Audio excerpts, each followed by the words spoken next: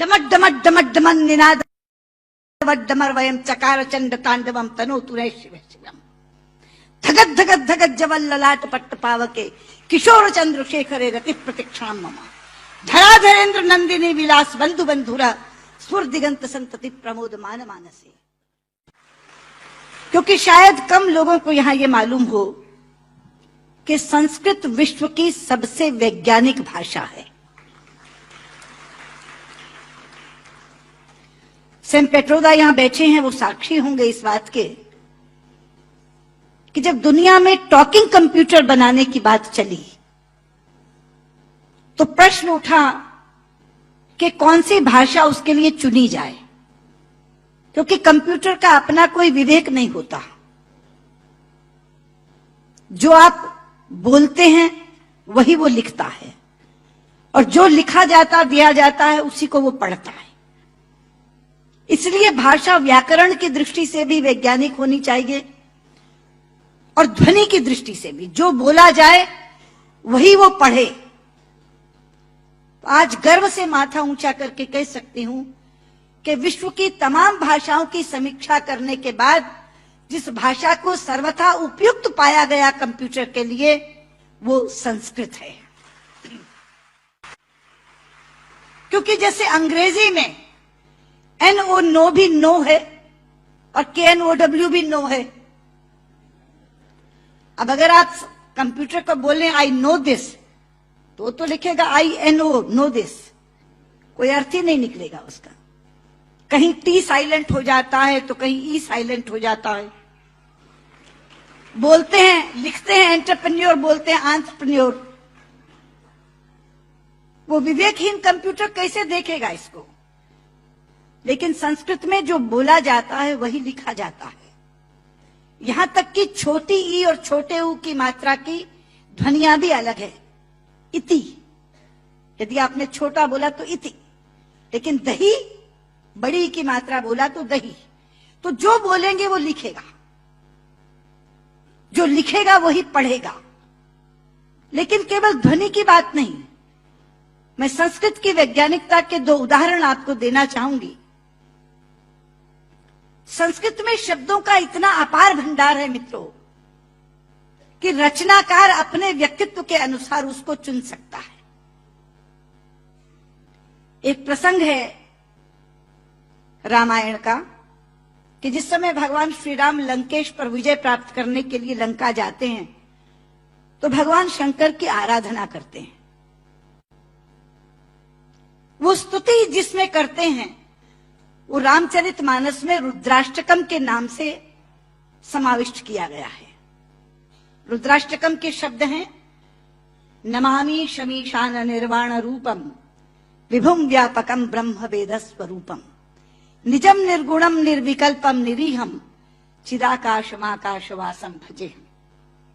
लेकिन उसी समय श्री राम पर विजय प्राप्त करने के लिए रावण ने भी आराधना की थी, स्तुति की थी, और उसने अपना स्तोत्र स्वयं रचा था जो शिव तांडव स्तोत्र के नाम से प्रसिद्ध है।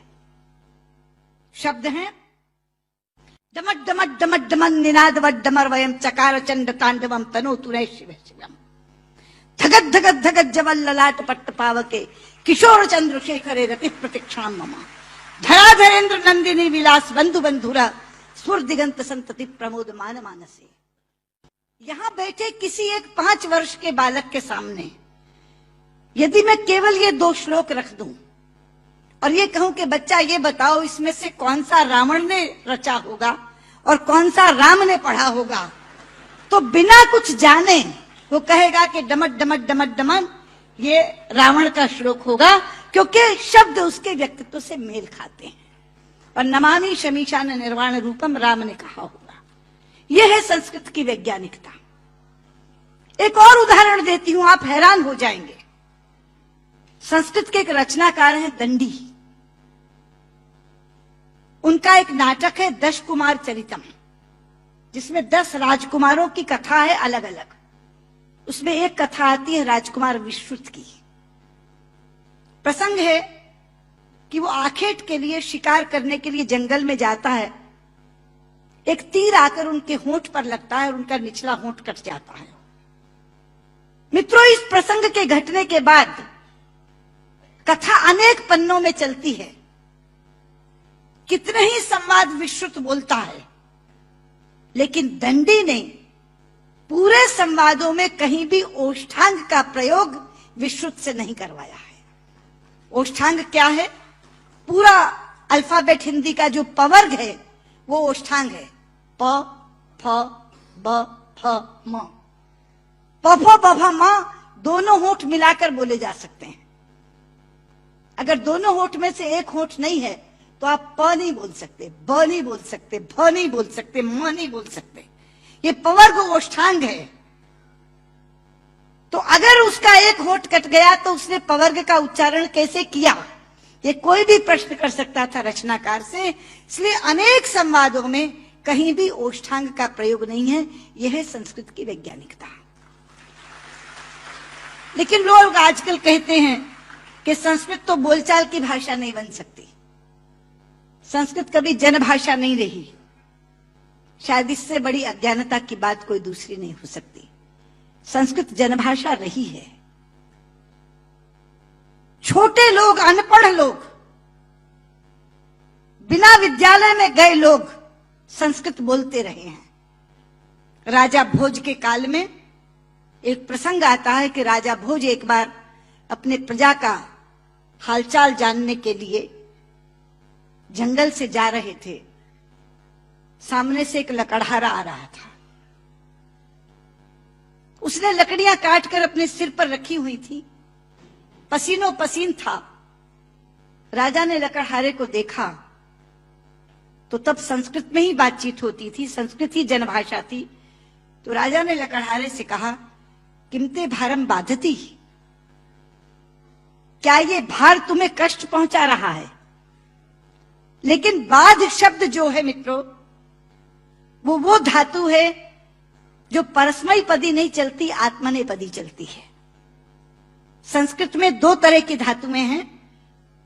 परस्मयी पदी चलती है बाधती, बाधता, बाधंती, और आत्मनेपदी चलती है बाधते, बाधेते, बाधनते। बाध शब्द जो है वो आत्मनेपदी में है। तो लकड़हारा जवाब क्या देता है? भारम न बाधती राजन यथा बाधती बाधते। कि राजा, मुझे ये भार कष्ट नहीं दे रहा जितना आपके मुंह से बोला हुआ बाधती शब्द कष्ट दे रहा है, क्योंकि बाधती शब्द का अशुद्ध उच्चारण आपने किया है। ये शब्द बाधते होना चाहिए। भारन न बाधती राजन यथा बाधती बाधते। तो कौन कहता ये जनभाषा नहीं रही? ये जनभाषा रही है। लेकिन आज मैं शंकर जी से कहना चाहूंगी कि आपकी साउथ इंडिया एजुकेशन सोसाइटी पर एक जिम्मेदारी आई है, क्योंकि आज संस्कृत केवल कर्मकांड की भाषा बनकर रह गई।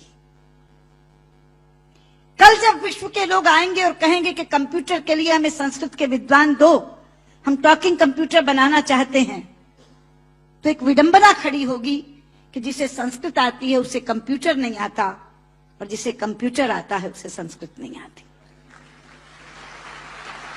इसलिए केवल साइटेशन संस्कृत में पढ़कर अपने कर्तव्य की तीसरी मत कर लीजिए। साउथ इंडिया एजुकेशन सोसाइटी का ये फर्ज बनता है, ये कर्तव्य बनता है कि वो ऐसे लोग पैदा करे जो संस्कृत और कंप्यूटर दोनों के परम विद्वान बने। और उस समय जब हमारे सामने ये बोध आकर के खड़ा हो, ये विषय आकर के खड़ा हो कि टॉकिंग कंप्यूटर के लिए संस्कृत के विद्वान चाहिए, तो साउथ इंडिया एजुकेशन सोसाइटी कहे, ये लीजिए हम देते हैं जो संस्कृत के भी ज्ञाता हैं और कंप्यूटर के भी ज्ञाता हैं। क्योंकि अथाह भंडार भरा पड़ा है हमारे ज्ञान का, हमारे शास्त्र, हमारे उपनिषद, हमारे ग्रंथ, और उन ग्रंथों की सोच लोगों तक पहुंची नहीं। आज अभी शंकर जी अपने प्रारंभिक वक्तव्य में कह रहे थे, उदार चरिता नाम वसुधैव कुटुंबकम। ये संस्कृत जानने वाले की सोच है। संस्कृत बोलने वाला पूरी पृथ्वी को परिवार मानता है, वसुधैव कुटुंबकम। संस्कृत बोलने वाला पृथ्वी को परिवार मानता है, और अंग्रेजी बोलने वाला विश्व को बाजार मानता है। और ये सोच का अंतर है, क्योंकि परिवार में प्यार होता है मित्रों, बाजार में व्यापार होता है, केवल व्यापार, शुद्ध व्यापार। लेकिन ये कौन बताएगा लोगों को कि भारतीय संस्कृति में पूरी पृथ्वी को, पूरी वसुधा को कुटुंब मानने की भावना है। सर्वे भवन्तु सुखिनः, हम तो सर्व की बात करते हैं, सर्वे सन्तु निरामया, सर्वे भद्राणि पश्यन्तु मा कश्चित् दुर्भाग् भवेत्। सर्व के कल्याण की कामना किसने की है? लोग अपनी अपनी बात करते हैं, लेकिन ये है वो भारतीय संस्कृति जो सर्व के कल्याण की कामना करती है। इसलिए बहुत ज्यादा आवश्यक है कि ये ज्ञान जो छिपा पड़ा है पुस्तकों में, केवल इस कारण नहीं पहुंच पा रहा कि ऐसी भाषा में है जो भाषा मृतप्राय होती जा रही है, जो भाषा केवल मंत्रोच्चार की भाषा बन गई है कि विवाह पद्धति करानी है, जन्म मरण कराना है तो पंडित जी को बुला लो, वो भी अपना आधा अशुद्ध और आधा शुद्ध बोल के चले जाते हैं, क्योंकि उनको भी कोई टोकने वाला नहीं, उनको भी कोई कहने वाला नहीं कि आप क्या कर रहे हैं। इसलिए साउथ इंडिया एजुकेशन सोसाइटी पर यह जिम्मेदारी आई है, आप इस काम को करें। और मैंने अभी जब आप बैठे थे तो मैंने आपसे कहा था कि जो 2.5 लाख का पुरस्कार आपने मुझे दिया है, मैं आपको वापस करती हूं। आप इसी पुण्य कार्य में आप उसका इस्तेमाल करें और ये काम आप जरूर करेंगे। मुझे लगता है तभी मेरा यहाँ आना सार्थक होगा। बहुत बहुत